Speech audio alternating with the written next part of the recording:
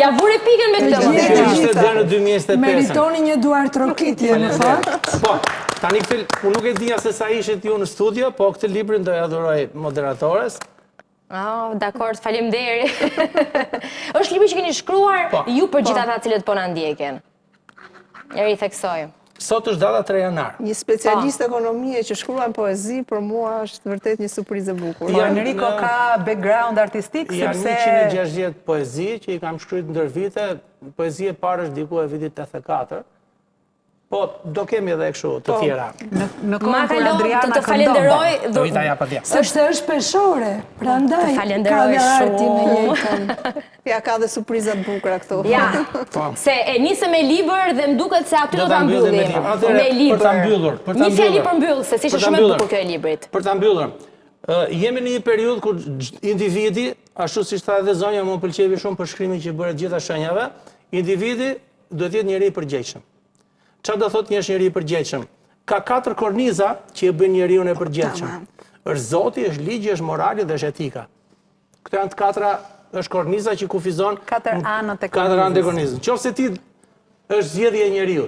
Nëse njeriu do të jetë në qendër të kornizës, është i sigurt. Je i sigurt me Zotin, me ligjin, me moralin dhe etikën, je njeri i sigurt. Nëse del nga korniza, nuk është se lviz korniza. Lviz ti. Ama në qofse lvizë dole nga korniza, ka shumë shanse të thysh qafën. Dhe këtu ka dhe një debat madh. Elda Vela për ta mbyllur së bashku. Më vjen mirë që u hap dhe u mbyll me libër dhe konkretisht u materializuar në një libër simpatik që unë do ta blej patjetër. Kultura, arti dhe libri në vitin 2025 dhe mendoj që edhe në 2026 do ketë sfida të vërteta. Po për të folur dhe për gjëra pozitive, lajmi mirë, të paktën flas me terma konkret, është që letërsia shqipe po vjen në rritje.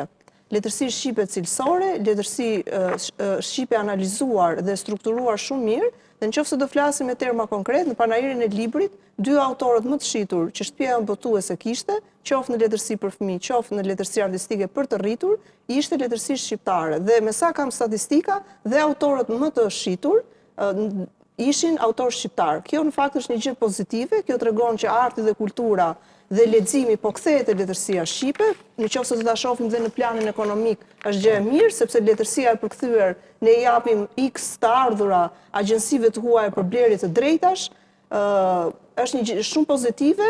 Unë si botuese kam një shqetësim të madh, çfarë do bëhet me pallatin e kongreseve, ku ne çdo vit bëjmë festivalin më të madh libror, që është Panairi i Librit.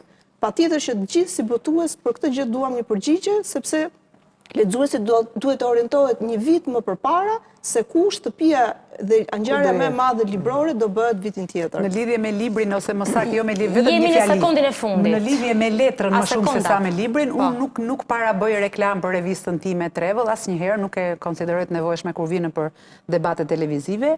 Librit të shtypur, revistave të shtypura, nuk do t'i ik asnjëherë koha, ndoshta mund të reduktohen në përmasa si që janë reduktuar aktualisht, sepse gazetat, revistat dhe librat janë pak më mirë, por revistat dhe gazetat nuk janë, le themi, në periudhën e tyre më të lumtur, ama nuk do t'i iki kur koha, sepse unë e kuptoj me revistën tonë që ka vazhdimisht kërkesë dhe lexues, dhe nëse ti ja jep revistën, do me thonë ja ofron diku, ndoshta ai nuk shkon ta blej në librari ose në kiosk, por nëse ti ja ofron në një kënd leximi, ata e marrin, e shfletojnë me shumë kënaqësi, që do të thotë prekja e letrës nuk do t'ik asnjëherë nga moda. Flora Xhemani, Baba, faleminderit shumë. Tome Kallanxhi, faleminderit shumë. Elda Vela, faleminderit shumë. Kristafik Kalogeri, faleminderit shumë. Enrico Ceko, faleminderit shumë. Faleminderit dhe ju shikues që na ndoqët sot. E fash edhe një herë një review ndryshe speciale, të cilën edhe unë e shijova sot pak më shumë si spektatore se sa herë të tjera që sigurisht përfshihem në diskutime, po sot ishte një bisede hapur mes mish, kështu dua ta konsideroj. Shumë faleminderit. Ishte një panel shumë simpatik. Shihemi sërish nesër. Natën e mirë.